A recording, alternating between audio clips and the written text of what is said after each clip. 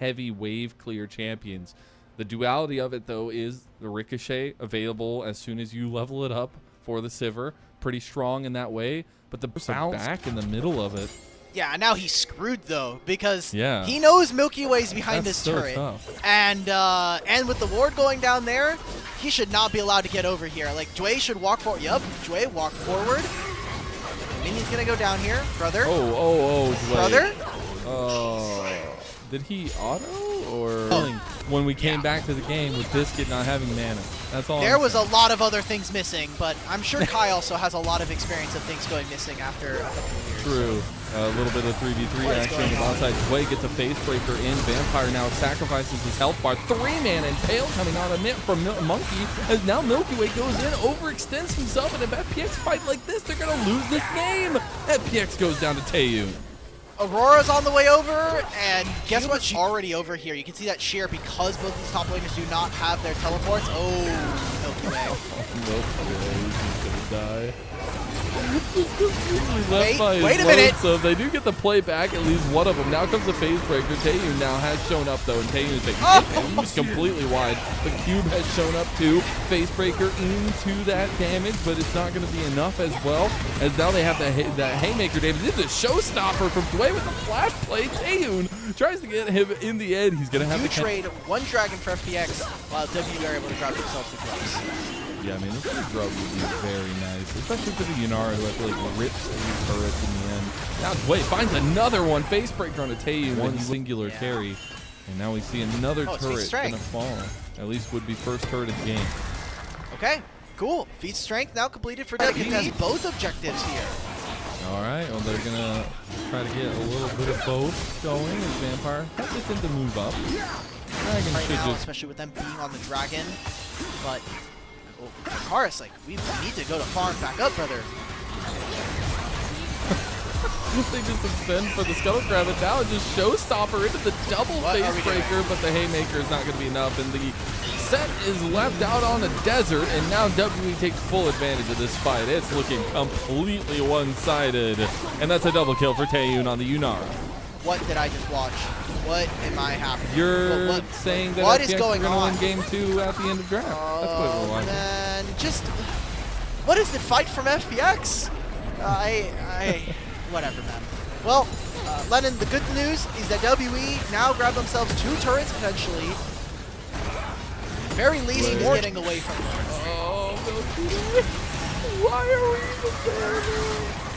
He was like thinking about going on a play for Karis, then like didn't commit to it, then decided to walk in anyways, and as he walks in, Monkey's just sitting there staring at him. It's gonna take him forever. That's fine. And then FPX can't do the dragon.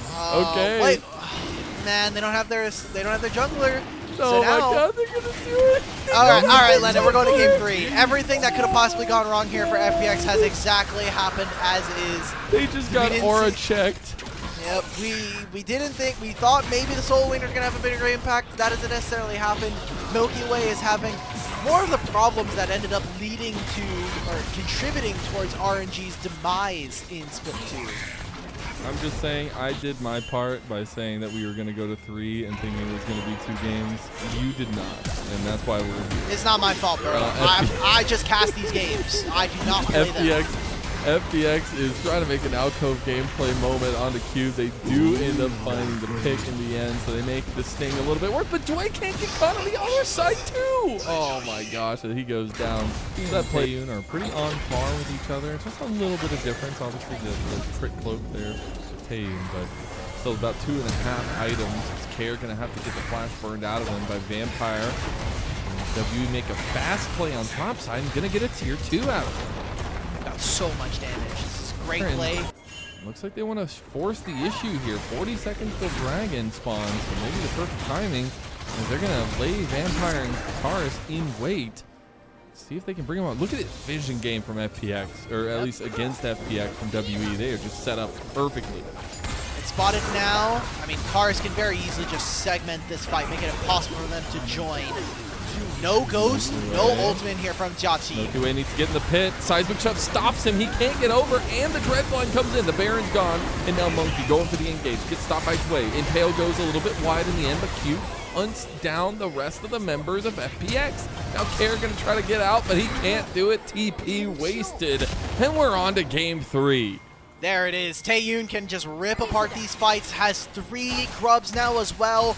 WE, low and slow is the game. This time they didn't have to take that many fights. This is reminding me of their series versus JDG, where in the first one, they're just fighting relentlessly over every single objective. Game 2 comes in, they have a Skarner and Scion comp, and they just slow roll Jingdong through the entirety of that game.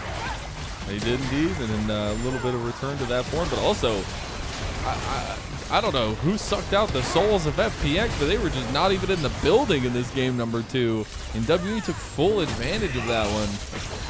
These 2 games are a perfect culmination of what we have seen from these 2 teams, where honestly, not only is it night and day performances inside of series, but some of the strengths for both of these teams showing out in the games that they have won so far. And obviously we're not done with this one yet, but we have a 10,000 gold lead here for WE. In competitive, it is very, very difficult to lose a 10,000 gold lead. So expecting for FPX to be back on the drawing board when it comes to Game 3 draft. Yeah, and especially with Taeyun on the Unar at 4-0. I mean, he's almost on 4 items now, and once either one of these ADs really got a big advantage, I mean, either side was going to snowball it. And turns out it's just the new champ diff. Another side we shove connects. Gotta say, Cars has been on one with those so far in this game. Really found a lot of options with those. WE a little bit delayed on finishing out these pushes. Still have the Baron buff aplenty. Still have that cannon minion there. The next wave going to be coming up on bot side too. I wonder if they just wanted to push up mid, but looks like they are also waiting for that double super minion stack to push in the top lane.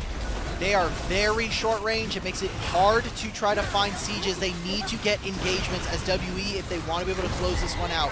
Sivir, Aurora, clear minion waves like butter. So, like to see that FPX are getting a large amount of that gold back here. They are, but Milky Way loses all of his health. Another seismic shove strikes the line, and then Impale goes ahead and brings Sheer to the back of the team too. He uses his all out to get out. Nice little showstopper there, but he gets killed in the middle of it there, at least pushed back, and a triple kill comes through for Cube as WE put the finishing touches to the base of FPX. We only had one series today, so you know it's gotta go the distance. Game 3 on the table. WE right the wrongs of game 1. They slam FPX in this game.